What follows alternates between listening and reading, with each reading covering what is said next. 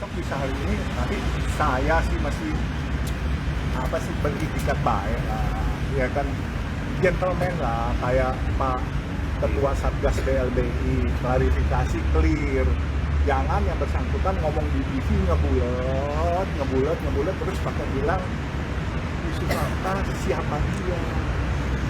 Nama tidak ada sebagai pengurus, betul, saya bukan pengurus, saya pemilik satu lembar saham. Kan boleh dong saya ngaku saya sebagai pemilik walaupun satu lembar saham, ya kan. Kalau udah nggak bisa jawab bos, jangan muter-muter, makin kelihatan tidak cerdasnya bos, iya kan. Cerdas, saya punya slogan, kan situ tahu, banyak duit jangan sombong, udah banyak duit jangan bohong, kagak punya duit jangan nyolong. Nah slogan baru deh, di mana deh? Kalau punya utang, Jangan songong. Mengajukan minta persetujuan pemegang saham nggak Pak untuk melaporkan? Alhamdulillah pemegang saham sudah menyetujui menunjuk lawyer Bapak Magdir Ismail Sarjana Hukum. Gitu. Berarti bakal melaporkan CMNP Ya, sedang melaporkan. dipelajari dan juga mengumpulkan data-data yang lengkap karena ada berita yang tendensius, provokatif dan penggiringan opini yang mengandung unsur fitnah dan pencemaran nama baik. Berarti pemegang saham menyetujui semua Pak, menyetujui itu. Jadi meminta kepada lawyer Magdir Ismail untuk mempelajari dan mengumpulkan bukti-bukti, dan dari kemarin bukti-bukti sudah dikumpul, walaupun ada yang di take down beberapa oleh orang-orang yang tidak bertanggung jawab itu, tetapi saya nyatakan bahwa ini adalah kita menjaga bersama marwah Kementerian Keuangan. Saya sama Bu Mulyani itu saya respect, saya hormat, saya nggak ada apa-apa. Justru kita sayang sama Bu Sri Mulyani dan Pak Mahfud orang kesatria, dan anak buah Bu Sri Mulyani yang satu juga cukup gentleman, yaitu Bapak Kepala Satgas BLBI kalau nggak salah. Beliau menyatakan bahwa saya punya utang pada tanggal 12 di DPR. Kemudian tanggal 13 beliau dengan gentleman menyatakan bahwa saya tidak punya utang. Dan itu saya respect. Tapi kalau yang satu lagi, maaf saja, saya dibilang tidak dikenal dan tidak ada saham di CMNP maupun saya tidak mengurus. Kemudian yang bersangkutan ngebulet menuduh saya pribadi dan CMNP. Padahal saya kenal sama yang bersangkutan, saya baik sama yang bersangkutan, dia tidak tabayun sama saya. Nah, jadi mungkin kita minta lawyer untuk mengurus masalah ini. Berarti yang dilaporkan hanya satu sisi lawyer Pak? Tergantung lawyer, lihat. Tapi kalau saya dengan Pak Rio, saya hormat karena gentleman.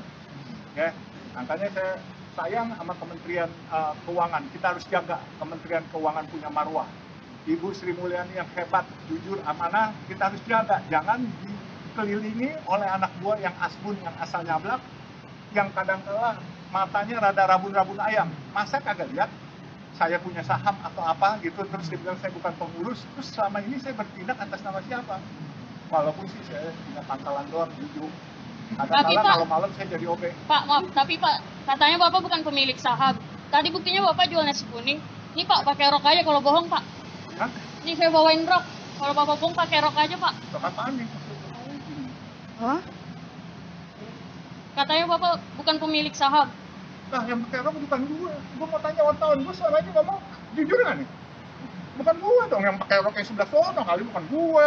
Masa gue pakai rok yang bohong? Gue kan nggak bohong. Karena gue pakai rok. Iya, gue bukan pemilik saham. Coba ntar dulu, gue lihat dulu. Gue pemilik saham bukan ya? Ada buktinya nggak ya? Gue pemilik saham. Kalau nggak, gue pakai nih. Kalau gue nggak pemilik saham, gue pakai. Coba. Waduh, gue dikerjain juga, lu tega juga, lu temen-temen gue suruh pakai rok nih. Waduh. Alhamdulillah, lu baca deh, gue masih pemilik saham. Gue milik pemilik saham. Nih, Ahu nih, Dirjen Ahu. Izin aja Pak, izin Bang. Diam aja. Pak, Bapak ada kegiatan mau ketemu sama Bu Sri Mulyani atau Oh pasti dong, kalau saya dipanggil. Nih gue pulangin nih, roknya. Jadi bukan gue yang pakai, yang sebelah sono yang pakai. Lu gila aja lu. Izin tahan dulu Pak. Izin boleh dipegang nggak Pak? Boleh.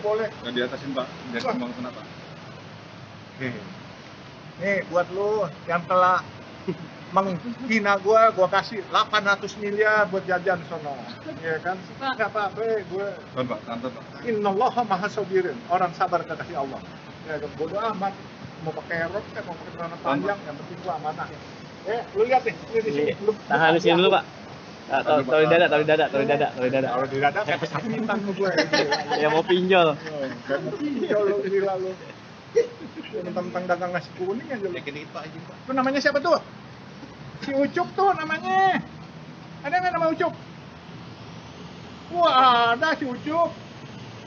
Kalau gua bohong nih, gua kasih lagi 100 miliar gitu. Ya kan kemarin kan gua udah bilang, kalau gua bohong gua kasih angpau 100 miliar. Kalau dia yang bohong dia bayar gua seperak. Belum dibayar ya? Belum dibayar? Oh, ntar kalau dapat seperak, diundang lu, makan enak, daging lagi. Pak itu bener rencananya kapan Pak mau ngelaporinnya Pak? Gue disuruh pakai apa? Aduh, capek juga tuh. Untuk melapor. Iya, Pak Magdir Ismail, cari Pak Magdir Ismail ya. Ada waktu dekat ini Pak akan dilapor kan? Iya, sama gue udah ngumpulin datanya, udah komplit. Bisa besok Pak dilaporin. Bisa besok, bisa hari ini. Tapi saya sih masih beritikat baik lah, ya kan, gentleman lah, kayak Pak Ketua Satgas BLBI, klarifikasi clear. Jangan yang bersangkutan ngomong di TV ngebulet terus pakai bilang isu angka siapa dia. Nama tidak ada sebagai pengurus BLBI, saya bukan pengurus, saya pemilik satu lembar saham. Kan boleh dong saya ngaku saya sebagai pemilik walaupun satu lembar saham. Ya kan, kalau udah nggak bisa jawab bos, jangan muter-muter, makin kelihatan tidak cerdas nih bos, iya kan? Cerdas. Saya punya slogan, kan situ tahu, banyak duit jangan sombong, nggak banyak duit jangan bohong, kagak punya duit jangan nyolong. Nah slogan barunya ya, di mana di? Kalau punya utang, Jangan songong, gitu kan? Jadi itu slogan baru, nama lagi gue slogan. Jadi kreatif kayak gitu. Dah, mau apa lagi? Ini Pak, kenapa Pak pembayaran utangnya baru ditagih pada saat ini? Apa sebelumnya sudah pernah menagih Pak? Ini utang itu sudah sejak tahun 99 kita tagih, bolak-balik, kemudian kita gugat 2004 ke pengadilan, akhirnya keluar keputusan inkrah total yaitu 2010 dengan denda 2%. Ini bukan bunga nih, denda 2%, sebagaimana kalau kita telat bayar pajak kita didenda 2%, ya kan? Jadi ya kadang-kadang kalau kita telat bayar pajak, kalau agak bayar itu kita digasolin. Gasolin itu tahu kan, gasolin di Sandra di Borgo. Ya kita sekarang keputusan Mahkamah Agung 2% pun nggak dibayar, ya kenapa kita tunggu aja? Yang penting kan udah ada keputusan. Makin lama dibayar, makin bengkak dendanya. Ini buat apa? Kalau negara ada duit, mendingan bayarin utang kepada rakyat supaya rakyatnya taat hukum. Kalau negara sudah keputusan Mahkamah Agung menunjukkan tidak taat hukum, bagaimana warga negara bisa taat hukum? Terus kita rame-rame jaga Kementerian Keuangan, marwahnya ini bagus, dibimbing Bu Sri Mulyani.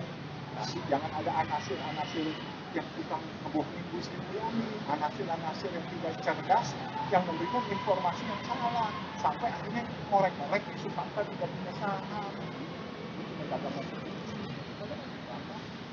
Pak, terkait dari Pak Prastowo bilang Ibu Mbak Tutut tuh sempat komisaris utama dan dirut PT CMP tahun 1987. Jadi terafiliasinya sama Bu Tutut itu apakah CMP terafiliasi, Pak?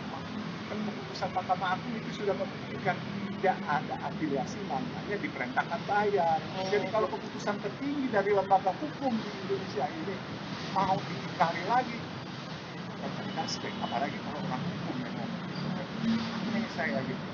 Makanya Bu Sri Mulyani, saya tetap jaga marwah Kementerian Keuangan, tapi Bu, tolong dong, Ibu cari orang yang cerdas, ya kan, jangan cari orang yang nggak cerdas, yang matanya rabun ayam lah, dicari, ya kan, cerdas, ya kan, kita jaga marwah Kementerian Keuangan, dipimpin Ibu Sri Mulyani udah benar, Ibu Sri Mulyani dibohongin ini sama anak buahnya, dan Kepala Satgas BLBI, saya hormat, gentle, dia salah ngomong tanggal 12 di DPR, tanggal 13 dia di DPR, dia ngomong lagi dia ralat.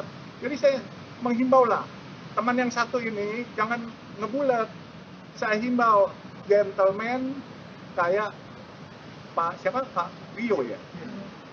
Ikuti Pak Rio, gentleman, klarifikasi bahwa Yusuf Hamka tidak ada utang, klarifikasi, dan kalau bisa minta maaf, kita duduk, kita minum kopi, ya kan? Saya cuma minta seperak, saya taruhannya 100 miliar lawan 1 perak, kan jelas clear. Masa sih tanggal 12 buat pernyataan Yusuf Hamka punya utang, terus tanggal 13 diklarifikasi depan Yusuf Hamka. Ini kesian marwah Kementerian Keuangan kita. Kok orang tidak cerdas, yang asbun, yang nyablak ada di tempat itu. Masih banyak anak-anak muda di Departemen Keuangan yang bagus-bagus, hebat-hebat. Tunjuk dia sebagai juru bicara, tunjuk dia sebagai tenaga ahli, tenaga khusus. Kenapa harus orang luar gitu loh, ya? Protokolnya sampai kapan Pak? Mediasi Pak Yusuf harus akui kesalahannya itu? Ya, sebelum dilaporkan oleh pengacara Magdir Ismail, saya pikir jauh lebih baik. Apalagi yang bersangkutan kenal loh mas saya dan pernah duduk beberapa kali dengan saya, masa mengingkari dengan cara maaf ya tidak intelek. Oh tidak ada namanya Yusuf Hamka, tidak ada juga sebagai pemegang saham, kan aneh. Baru saja teman-teman udah lihat, saya bukan pemegang saham di sini, tapi saya beneficiary owner. Itu clear tuh ya, walaupun saham saya cuma 1 lembar. Maksudnya beneficiary owner perlu gue jelasin lagi nggak? Pemegang kendali dari pemegang saham, clear tuh. Walaupun apa lagi lo? Jadi ingat ya, tadi bukan bunga tuh ya, denda 2%. Lurusin tuh, bilang gue riba lagi. Oke, siap. Pokoknya boleh uang dulu, coba cara minta, dan saya masih yakin, aku yakin pemerintahan Pak Jokowi, Pak Mahfud, dan Ibu Menteri oke, dan kita jaga marwah Departemen Keuangan. Kalau ada orang-orang yang brengsek, kalau dulu urusan pajak, bea cukai, apalagi urusan yang mata rabun begini, kita bersama, kita dukung Bu Menteri Sri Mulyani, I love you. And